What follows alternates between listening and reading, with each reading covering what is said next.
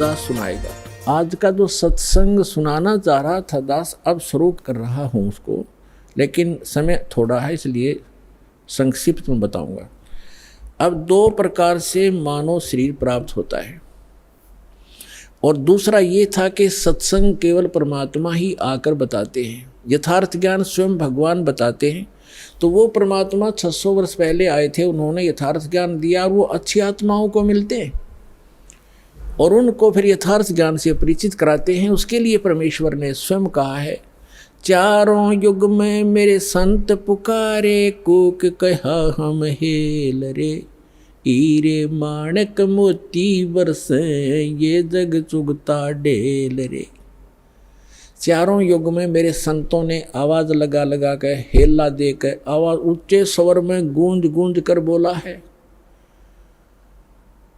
और हमने भी चारों युग में मेरे संत पुकारे, मेरे संत जो मुझसे परिचित हुए, और कूक कहा हम हेल रे, हमने सब जगह आवाज लगा लगा कर ढोल के डंके पर कहा कि तुम साधना गलत कर रहे हो, तुम अपने ग्रंथों से परिचित नहीं हो बच्चों, हम जो ज्ञान दे रहे हैं ये मोक्षदायक है, तुम्हारा पाप नाश करेगा, तुम्हें सुख देगा।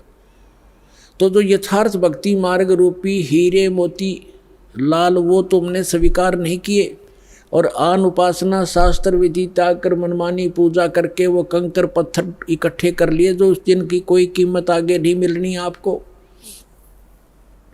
तो यहाँ बताते हैं, चारों युग में संत पुकारे, कूक कहा हम हेल रे।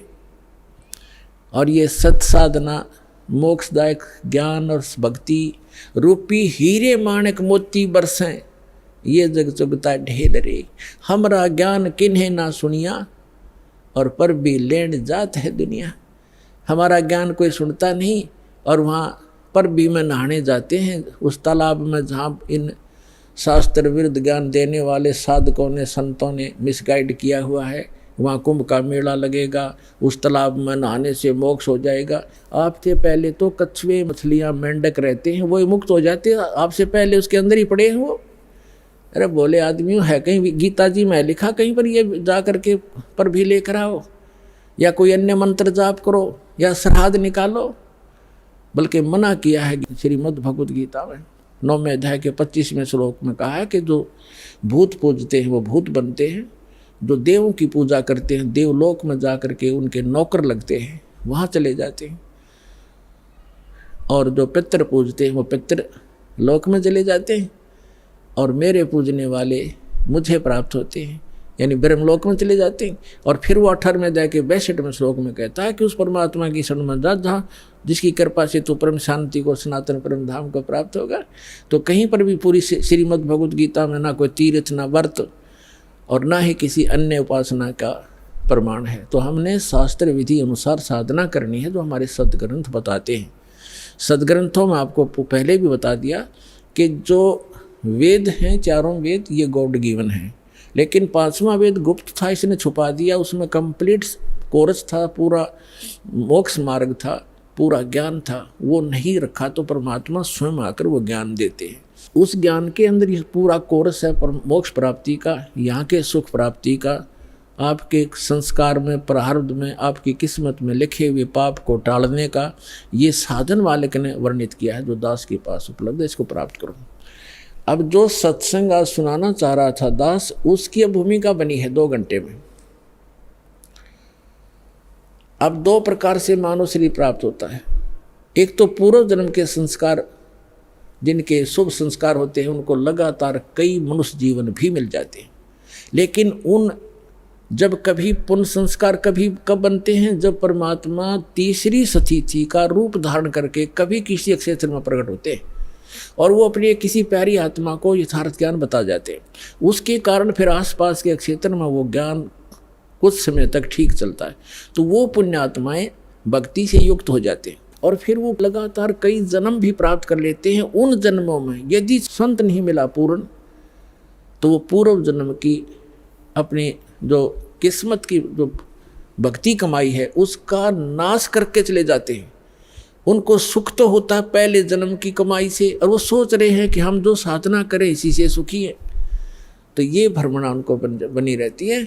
तो जितने आज दास देख रहा है राधा स्वामी, धन धन सतगुरु, जय गुरुदेव, आसाराम, सुधांशु जी, ये जितने भी कृपालु और ये क्या नाम है, कुमार स्वामी, जो 10-10, 15-15, 20-20, 30-30, 40-40 वर्ष से इनके पास रहे, जब तक इनके पुण्य पुछले पूर्व जन्म के चले तो ये सुखी नजर आवे थे, साधना वो गलत कर ही रहे थे। अब उनकी ऐसी दुर्गति हो रही है, रो रो कर आ रहे हैं ये सतपाल जी के पुजारी और ये बालयोगेश्वर के पुजारी, अंसा देश वाले। अब ये रोते हैं आकर के। एक अध्यापक कहता मैं पेशे से अध्यापक हूँ और मेरा इकलौता पुत्र था, मैं सतपाल का चेला था, 40 वर्ष से वहाँ लगा हुआ था, इकलौता पुत्र की मृत्यु होगी और उस दिन से टक्कर मार के रो रहा हूँ। आपका ज्ञान सुना, नास्तिक हो गया था, विश्वास उठ गया था भगवान से, आपका ज्ञान सुना, सत्संग सुना, फिर एक किरण फिर से जागी है कि है भगवान कहीं पर। हम साधना गलत करके दुखी हो गए। जब तक हमारे पुण्य चले हम सुख महसूस करते रहे, और जब हमारे ऊपर पापों का दौर शुरू हुआ उस साधना ने कोई प्रोटेक्शन नहीं किया। तो पुण्यात्मा सभी ऐसे भ्रमित है। तो जो मानव शरीर प्राप्त प्राणी है वो 2 प्रकार से हैं। एक तो ऐसे आपको बता दिया, तो वो भटकते रहते हैं भगवान के लिए, कहीं ना कहीं वो बैठ ही नहीं सकते। तो अब आपका जो जन्म है मनुष्य जीवन का ऐसे समय में हो गया, यदि अब जन्म ना होता तो पहले की तरह आप भी भटक कर चले जाते। आज से 10 वर्ष पहले कोई मर गया तो वो गया अपना जीवन नष्ट करके। तो आपका जो मनुष्य जीवन हुआ है, धन्य आपके माता पिता जिनसे जन्म हुआ है। आप तो भक्ति पर लगे लगाए हो, आपको तो बहुत थोड़े से समय में समझाया जा सकता है। और दूसरी प्रकार के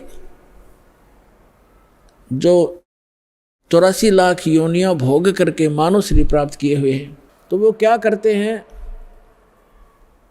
उनको आप कितना ही कोशिश करो वो ठीक है, परिश्रमी भी होते हैं, क्योंकि पहले पशु पक्षी बनकर सारा दिन परिश्रम में लगे रहते थे रोजी रोटी के लिए। एक चींटी है सारा दिन एक कण की आवश्यकता पता नहीं कितने चक्कर काटती है एक कण के लिए, एक पल की चैन नहीं। तो उनका स्वभाव ये होता है कि माया के लिए संघर्षशील रहते हैं, भक्ति के लिए कहते हैं तो कहते हैं मुझे समय नहीं, और भक्ति सुनाना चाहते हैं तो उनके गले उतरती नहीं, उठकर चले जाते हैं। तो क्या बताते हैं कबीर साहब, कहते हैं कबीर पिछले पाप से हरि चर्चा ना भावे ना सुहावे, कहूँगे कह उठ चले ना और बात चलावे। जो पूर्व जन्म के संस्कारी प्राणी नहीं होते हैं या जिनके पाप कर्म अधिक बढ़े हुए होते हैं, उनके सामने सत्संग की चर्चा की जाती है भगवान की, तो उसके 3 लक्षण हैं। जो भक्तिहीन कर्महीन प्राणी होता है, कबीर साहब कहते हैं कबीर पिछले पाप से हरि चर्चा ना सुहावे, और कहूँगे चर्चा चलते लटके लेगा, और ना कोई और चर्चा शुरू कर देगा। अच्छा सुन, एक बात सुन मेरी, वो फलाना काम ऐसे था, वो जैसे आप कोशिश करते हो कोई रिश्तेदार भाई बहन मित्र को चर्चा सुनाते हो, 2 सेकंड सुनता है, फिर वो ध्यान ऐसे ऐसे रहता, ऐसा है ना वो एक काम जो आप वो ऐसे हो गया उसको ऐसे हो गया, आपको भी डिस्टर्ब कर देगा, आप बताना चाहते हो। और तीसरा कहते हैं फिर मुझे काम याद आ गया, फिर मिलूँगा, उठ कर चल जाएगा। कबीर भगवान बताते हैं कि कबीर पिछले पाप थे जिनके पाप घने बढ़ गए, हरि चर्चा ना सुहावे अच्छी नहीं लगेगी, और कहूँगे कह उठ चले ना और बात बनावे। तो ये उस व्यक्ति के लक्षण हैं जो पिछले जन्म के पापों से ज़्यादा ग्रस्त है। सीधा ही वो 84 लाख प्रकार के प्राणियों से, पशु पक्षियों की योनि से प्राप्त सीधा मनुष्य जीवन प्राप्त किया है। तो उसके अंदर भक्ति प्रवेश करना बड़ा कठिन होता है, लेकिन हो जाती है। उसको थोड़ा ज़्यादा समय लगेगा इस ज्ञान को समझने में, और शुरुआत एक बार हो जाती है, धीरे धीरे किसी ना किसी जन्म में तो वो हो ही जाती है।